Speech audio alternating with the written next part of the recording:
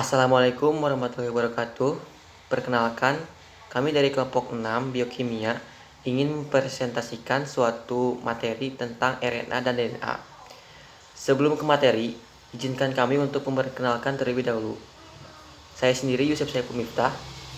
Perkenalkan, nama saya Puput Nur Triani dari kelompok 6 Biokimia. Assalamualaikum warahmatullahi wabarakatuh. Saya Ucu Sri Hartini. Assalamualaikum warahmatullahi wabarakatuh. Nama saya Diani Putria Angelika dari kelompok 6. Kita langsung aja ke materinya.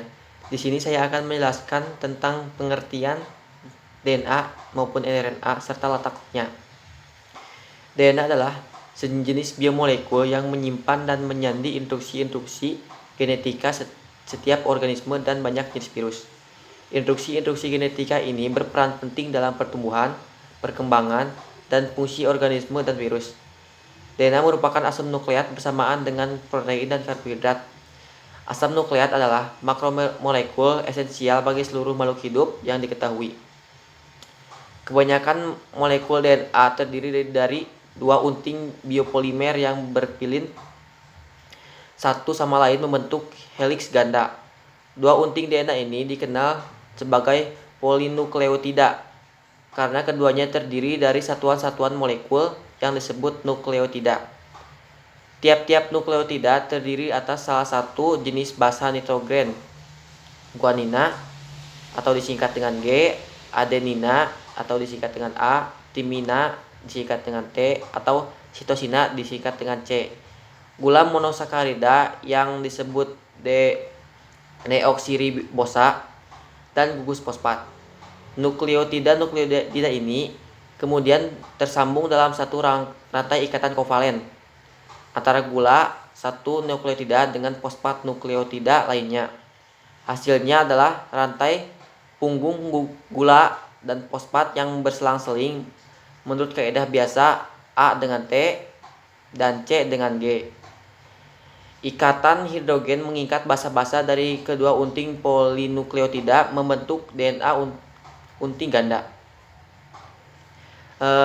Letak dari DNA itu sendiri ada di inti sel, mitokondria, dan kloroplas. Dan untuk yang kedua yaitu RNA. RNA adalah makromolekul polinukleotida berupa rantai tunggal atau ganda yang tidak berpilin seperti halnya DNA. RNA banyak terdapat pada ribosom atau sitoplasma dan keberadaannya tidak tetap karena mudah terurai dan harus dibentuk kembali. Letak RNA yaitu di inti sel, sitoplasma, ribosom, mitokondria, dan kloroplas. Seperti halnya DNA, RNA dirakit sebagai rantai nukleotida. Tetapi tidak seperti DNA, RNA lebih sering ditemukan di alam sebagai untai tunggal yang melipat ke dirinya sendiri daripada untai ganda berpasangan. Dan untuk materi selanjutnya akan dijelaskan oleh rekan saya. Selanjutnya, saya akan menjelaskan mengenai struktur DNA atau deoksiribonukleik acid dan RNA atau ribonukleik acid. Yang pertama yaitu struktur DNA. DNA tersusun atas molekul nukleotida yang saling sambung-menyambung menjadi struktur yang sangat panjang. Nukleotida adalah molekul yang tersusun atas gula deoksiribosa, fosfat, dan basa nitrogen. Basa nitrogen akan terikat pada atom C nomor 1 gula deoksiribosa, sedangkan fosfat akan terikat pada atom C nomor 5 pada gula tersebut. Berikut ini adalah gambar struktur nukleotida. Basa nitrogen penyusun DNA dapat digolongkan menjadi kelompok purin dan pirimidin. Basa nitrogen yang masuk golongan purin adalah adenin dan guanin, sedangkan basa nitrogen yang masuk golongan pirimidin adalah sitosin dan timin. Ketika membentuk DNA, adenin selalu berikatan dengan timin melalui terbentuknya dua ikatan hidrogen, sedangkan guanin akan berikatan dengan sitosin melalui terbentuknya 3 ikatan hidrogen. DNA disebut sebagai polinukleotida karena tersusun atas banyak molekul nukleotida. Selanjutnya yaitu struktur RNA. RNA memiliki struktur tunggal, tidak ganda seperti DNA. RNA terbentuk atas gula ribosa, fosfat, dan basa nitrogen. Basa nitrogen RNA juga digolongkan menjadi purin dan pirimidin. Purin tersusun atas adenin dan guanin, sedangkan pirimidin tersusun atas sitosin dan urasil. Basa nitrogen timin pada DNA digantikan oleh urasil pada RNA. Materi selanjutnya yaitu perbedaan antara DNA dan RNA. Nah, bisa kita lihat tabel perbedaan antara DNA dan RNA. Pertama yaitu berdasarkan dari bentuknya, DNA mempunyai rantai yang panjang, ganda dan berpilin atau double helix, sedangkan RNA mempunyai rantai yang tunggal, pendek dan tidak berpilin.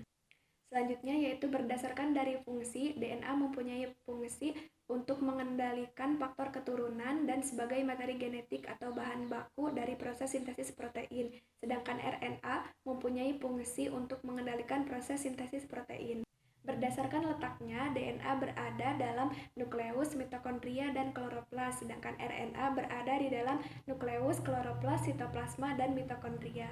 Berdasarkan komponen gula yang terkandungnya, DNA mengandung deoksiribosa, sedangkan RNA mengandung ribosa. Selanjutnya, berdasarkan dari ukuran, DNA mempunyai ukuran yang panjang dan RNA mempunyai ukuran yang pendek. Berdasarkan jenis basa nitrogen yang terkandungnya, DNA mengandung gugus fosfat, purin terdiri dari adenin dan guanin, dan pirimidin terdiri dari sitosin dan timin.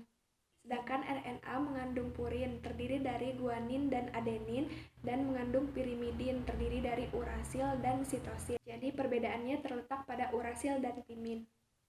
Berdasarkan kadarnya, DNA mempunyai kadar yang statis atau tetap, tidak dipengaruhi oleh sintesis protein, sedangkan RNA mempunyai kadar yang dinamis atau berubah-ubah sesuai dengan jumlah sintesis protein yang dibutuhkan. Selanjutnya, berdasarkan keberadaannya, DNA bersifat permanen, sedangkan RNA mempunyai periode yang pendek karena mudah terurai. Selanjutnya, berdasarkan dari proses pembentukannya, replikasi DNA terjadi pada saat rangkaian enzim dan protein merangkai nukleotida dalam proses yang telah ditentukan. Sedangkan pada proses pembentukan RNA dilakukan oleh RNA polimerase yang akan menyalin gen, kemudian enzim tersebut akan mengikat gen yang akan ditranskripsi. Untuk materi selanjutnya yaitu peran DNA dan RNA di dalam tubuh. Yang pertama, peran DNA di dalam tubuh, yaitu membawa informasi genetik, memiliki peran dalam pewarisan sifat, kemudian mengekspresikan informasi genetik. DNA merupakan materi genetik yang membawa informasi biologis dari setiap makhluk hidup dan juga pada beberapa virus. Nantinya, DNA dibawa oleh setiap individu kepada keturunannya. Materi genetik pada DNA ini berperan dalam pewarisan sifat dan ekspresi genetik, karena ada komponen penting yaitu gen dan kromosom.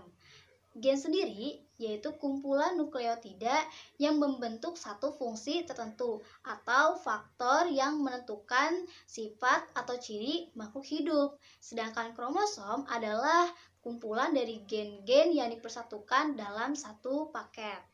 Peran selanjutnya yaitu menyintesis molekul kimia lain. Nah, setiap DNA mengandung senyawa kimia yang membawa materi genetik untuk selanjutnya disintesis oleh RNA atas perintah DNA. Sintesis sendiri merupakan proses pembentukan protein di dalam tubuh. Nah, senyawa penyusun protein yaitu karbon, hidrogen, oksigen, dan nitrogen. Peran selanjutnya yaitu menduplikasikan diri atau bereplikasi, yaitu proses pelipat gandaan DNA. Replikasi ini diperlukan agar semua sel turunan memiliki informasi genetik yang sama. Selanjutnya, peran RNA di dalam tubuh, yaitu menyimpan informasi genetik. Pada sekelompok virus, misalnya bakteriofag, RNA ini menyimpan informasi genetik sebagaimana DNA pada organisme makhluk hidup. Selanjutnya, yaitu peran penting RNA sebagai perantara antara DNA dan protein pada proses ekspresi genetik. Pada peran RNA ini, RNA diproduksi sebagai salinan urutan basa nitrogen DNA pada proses transkripsi. Kode urutan basa ini tersusun dalam bentuk triplet, 3 urutan basa nitrogen yang dikenal dengan nama kodon. Dalam kode genetik, Setiap asam amino dikodekan oleh satu atau lebih kodon. Nah, ada 20 jenis asam amino. Dari beberapa asam amino ini nanti akan terbentuk suatu protein. Sekian pemaparan dari saya. Wabillahi taufiq wa hidayah. Wassalamualaikum warahmatullahi wabarakatuh.